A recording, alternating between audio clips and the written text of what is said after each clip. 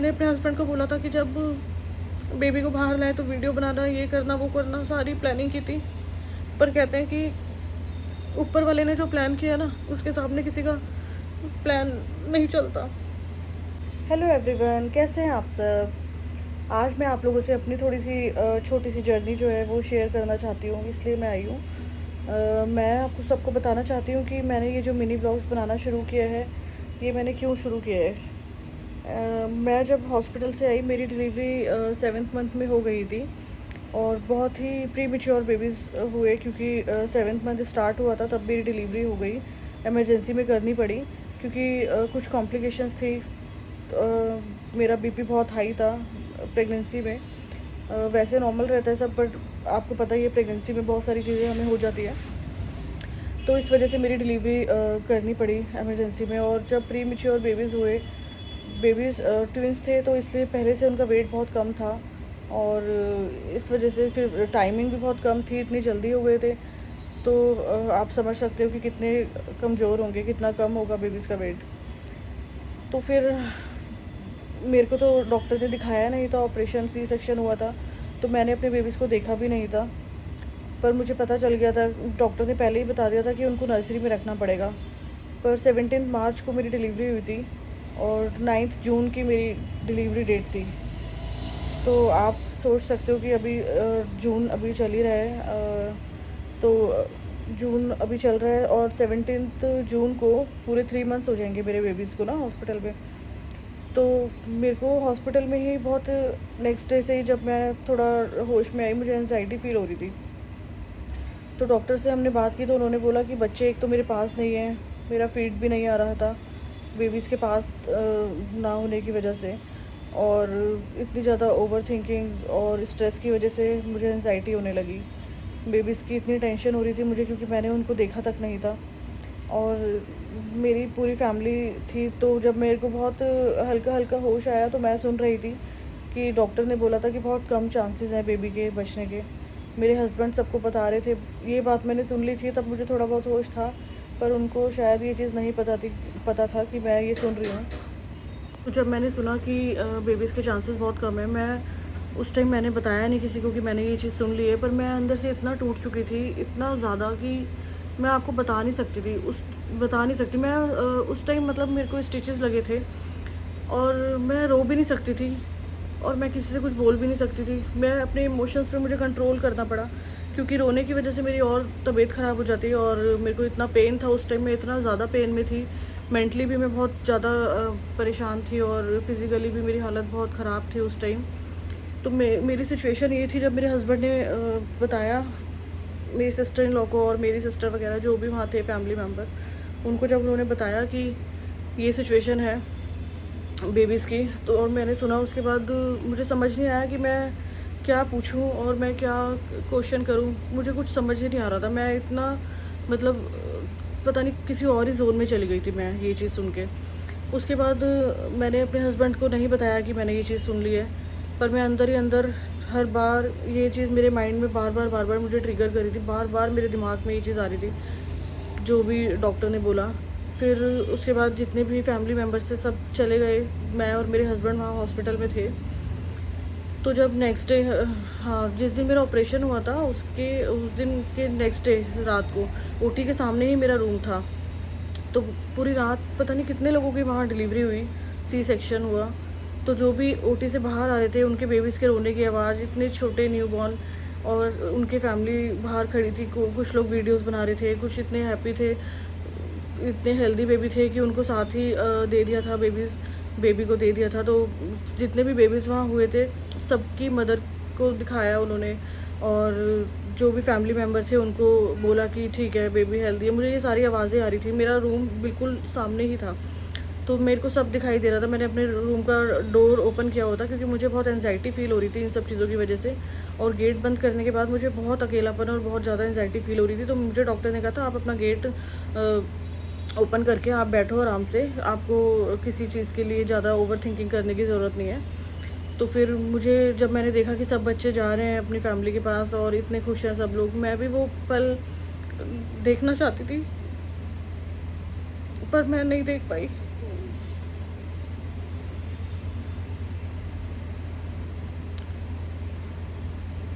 मैंने भी सोचा था कि मैंने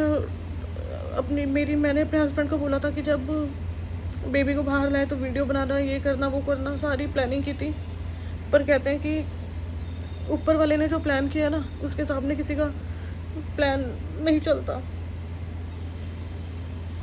उस टाइम का पल जब मुझे अभी भी याद आता है तो मुझे लगता है वो कल की ही बात है।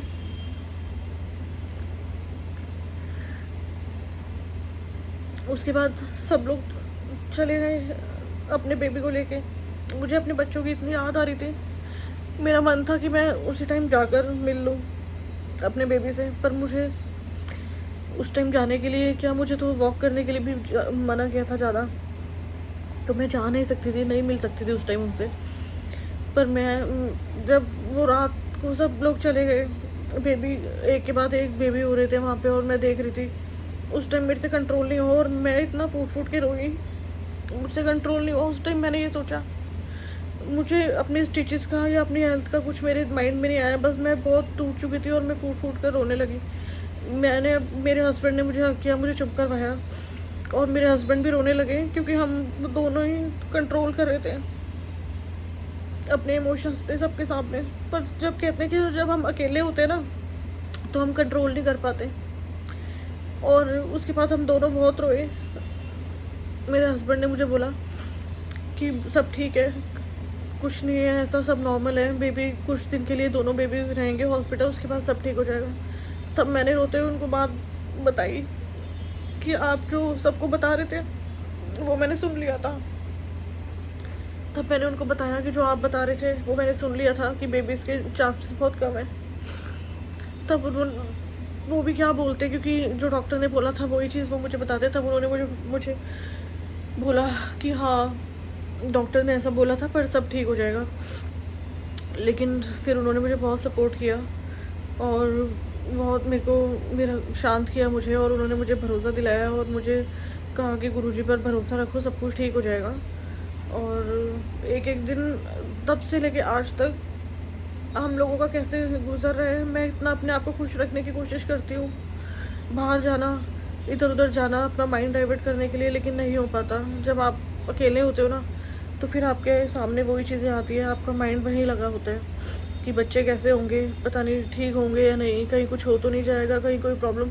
जब आप परेशान होते हो ना, नेगेटिव थॉट्स आपके माइंड में पहले आते हैं। और इतना नेगेटिव मेरे मन में आने लग गया था कि मुझे ऐसा लग रहा था कि पता नहीं शायद अब कुछ ठीक होगा भी या नहीं। लेकिन फिर धीरे धीरे डे बाय डे चीज़ें ठीक होने लगी। वो हॉस्पिटल से जब मैं घर आई तो मैं सीधा अपनी सिस्टर के यहाँ गई थी, क्योंकि मेरी सिस्टर ने मुझे बोला था कि मैं अपने घर ना जाऊँ, मैं वहाँ जाऊँ। और मेरे घर में बहुत स्टेयर्स है, मुझे बहुत ऊपर चढ़ना पड़ता, और इस वजह से मेरी सिस्टर का घर जो है वो फर्स्ट फ्लोर पे है और मेरा थर्ड फ्लोर पे है। तो मेरे घर में सबने बोला कि मेरा वहाँ जाना ठीक है। उस टाइम मुझे किसी के सपोर्ट की भी ज़रूरत थी और मेरी सिस्टर ने मुझे बहुत सपोर्ट किया उस टाइम। मेरी सिस्टर इन लॉ है, उन्होंने भी मुझे बोला कि मैं उनके साथ जाऊँ, लेकिन उनका घर भी बहुत दूर था और मुझे बार बार हॉस्पिटल जाना था। डॉक्टर ने कहा था मुझे जैसे ही 1 वीक हो जाएगा उसके बाद मुझे हर एक दो दिन में हॉस्पिटल जाना है बेबीज़ से मिलने के लिए या उनको फीड कराने के लिए। बट मेरा फीड नहीं आया क्योंकि बेबीज़ मेरे पास नहीं थे। डे बाय डे फिर मैं अपने आप को ठीक करने की कोशिश करने लगी, पर मेरे को किसी का हंसना खेलना, किसी का मजाक करना कुछ भी मुझे अच्छा नहीं लगता था। मैं डिप्रेशन में चली गई धीरे धीरे।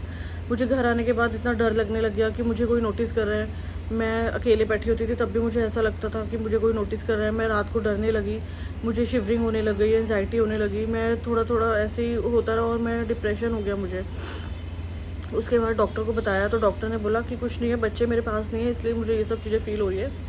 जैसे ही बच्चे थोड़ा ठीक होंगे तो मैं भी ठीक हो जाऊंगी। जब मुझे लगेगा कि मेरे को दिखेगा कि हाँ मेरे बच्चे घर आने वाले हैं और मैं भी इस चीज़ से धीरे धीरे निकल जाऊंगी। पोस्टमार्टम टाइम था वो, और उस टाइम वैसे भी सबको कुछ ना कुछ ऐसा होता ही है, एंजाइटी होती है, डिप्रेशन होता है, कई लोगों को बहुत सालों तक वो चीज़ रहती है। पर मुझे पता था, मैंने गुरुजी पे पूरा भरोसा रखा। मुझे पता था कि आज नहीं तो कल मेरे दोनों बच्चे घर आएंगे ठीक होकर, तो मुझे अपने आप को उस जोन से निकालना था। उसके बाद धीरे धीरे मैं ठीक होने लगी। 4 to 5 डेज़ में अपनी भी सिस्टर के यहाँ रही। उसके बाद मेरा अपने घर के बिना कहीं मन नहीं लगता। मैं अपने घर आ गई अपने हस्बैंड के पास, और मेरे हस्बैंड भी मेरे साथ वहीं थे। फिर हम दोनों यहाँ आ गए घर। जब बिना बच्चों के घर के आगे हमारी गाड़ी रुकी और सब लोगों को पता ही था कि इतने दिन से हम यहाँ नहीं हैं तो शायद बेबी हो गया होगा। जब मैं उतरी गाड़ी से खाली हाथ, उस पल मैं आपको बता नहीं सकती। जो एक कैसा मतलब जो एक मदर होती है ना, ये वो ही समझ सकती है। जब मैं गाड़ी से उतरी और मेरे पास 2 मेरे बच्चे थे और मेरे हाथ में एक भी बच्चा नहीं था, मेरा ज़मीन पे पैर नहीं रखा जा रहा था।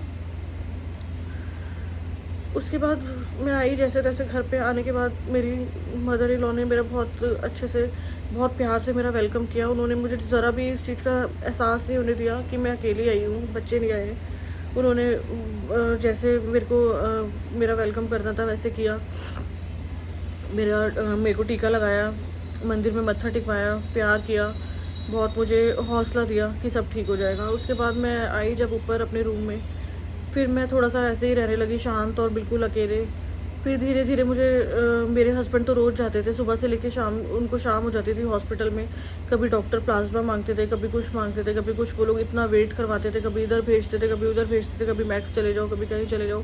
पूरा दिन इस भाग दौड़ में मेरे हस्बैंड का कब बीत जाता था उन्हें पता नहीं चलता था। जब वो थक हार के जब शाम को घर आते थे तो मेरी जो हालत होती थी वो देखते थे, तो उनको और बहुत ज़्यादा बुरा लगता था उस टाइम मुझे ऐसे देख के, क्योंकि मैं बस एक जगह लेटी रहती थी और मैं अलग ही जोन में गई हुई थी।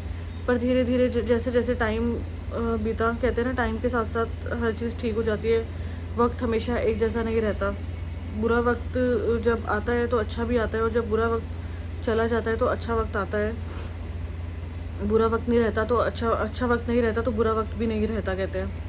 तो वही था कि धीरे धीरे टाइम के साथ सारी चीज़ें, मैं भी रिकवरी मेरी भी होने लगी, चीज़ें हील होने लगी। वहाँ बच्चे भी ठीक हो रहे थे धीरे धीरे।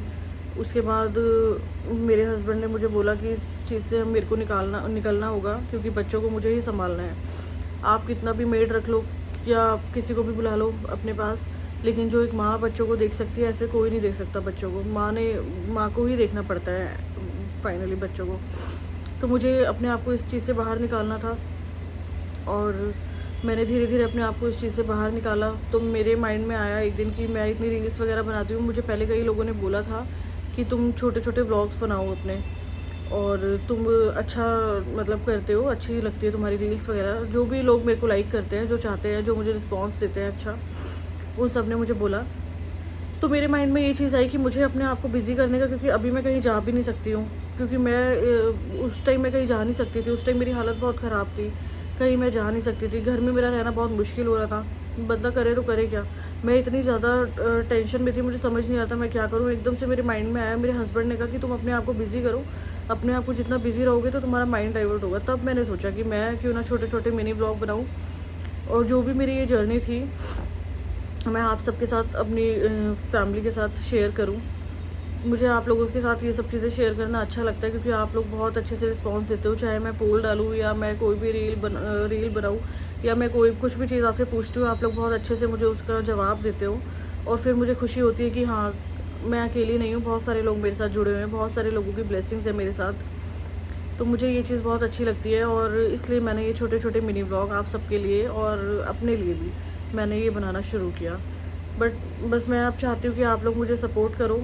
यूट्यूब पे जो मैंने अपना चैनल बनाया है अभी, उसको सब्सक्राइब करो और शेयर करो ज़्यादा से ज़्यादा, ताकि मेरे जैसी और जितनी भी मदर्स हैं, उनको भी अगर कोई ऐसा डिप्रेशन या एंजाइटी है अपने बेबी की वजह से, बहुत सारे निक्यू में बेबी होते हैं, पता नहीं सबकी जो मदर है वो कैसे इस चीज़ को फेस करती है, पता नहीं। बहुत हिम्मत चाहिए, बहुत ही हिम्मत के साथ बहुत ही पेशेंस चाहिए। पेशेंस अगर आपके अंदर नहीं है तो आप इस चीज़ को नहीं फेस कर सकते अपने आप को ठीक रख के। तो अब 17 जून को 3 मंथ्स हो जाएंगे मेरे बेबीज़ को हॉस्पिटल में, और अब वो जल्दी घर आने वाले हैं। तो इस चीज़ की खुशी में मैं अपने आप को ठीक कर रही हूँ, या मैं ब्लॉगिंग करके अपने आप को ठीक कर रही हूँ, आप कुछ भी सोच लो, क्योंकि मेरे को बहुत अच्छा लगता है। सारी चीज़ें मैं शेयर करना चाहती थी जो मैं कर रही हूँ, और कुछ बच्चों के आने की भी मेरे को खुशी है। जल्दी बच्चे घर में आएंगे, मेरा माइंड डाइवर्ट होगा, मैं उनके साथ खेलूँगी, उनको मैं जितना प्यार करना चाहती थी, जो हर रात में रोकर मैं सोई हूँ, जो हर एक एक आंसू मेरा गिरा है, मैं ही जानती हूँ कि मैंने हर एक दिन और हर एक रात कैसे निकाली अपने बच्चों के बिना। तो बस आप लोगों के प्यार की और सपोर्ट की ज़रूरत है। आप लोग सपोर्ट करो, प्यार दो बस। और आप लोगों से कुछ नहीं चाहिए, बस आप लोग मेरे को प्यार दो, अपना सपोर्ट करो और मेरी जर्नी को जो भी मैं आपसे शेयर करती हूँ ऐसे ही उसको पसंद करते रहो। कुछ भी आपको कमी लगती है या कुछ भी लगता है, आप मुझे कमेंट करके प्लीज़ ज़रूर बताना। अभी मैंने नया सब शुरू करा है, पता नहीं शायद मैं फ़ोन भी ठीक से पकड़ पा रही हूँ या नहीं, मुझे नहीं पता कि मैं ठीक कर रही हूँ या गलत कर रही हूँ। बस मुझे ये पता है कि जो मैं कर रही हूँ वो रियल है और रियल चीज़ें हमेशा ठीक होती है। मेरी इन बातों में या मैं जो आपसे शेयर कर रही हूँ इसमें कोई फेक या कोई वो चीज़ नहीं है, आर्टिफिशियल चीज़ें। जो भी है सब रियल है। मैं आपसे शेयर करना चाहती थी, बस मेरे को सपोर्ट करो और मेरी जो ये जर्नी है ये आप लोग प्लीज़ जो मैं बताना चाहती हूँ उसको सुनो और मुझे ऐसे ही प्यार देते रहो। Thank you, bye bye.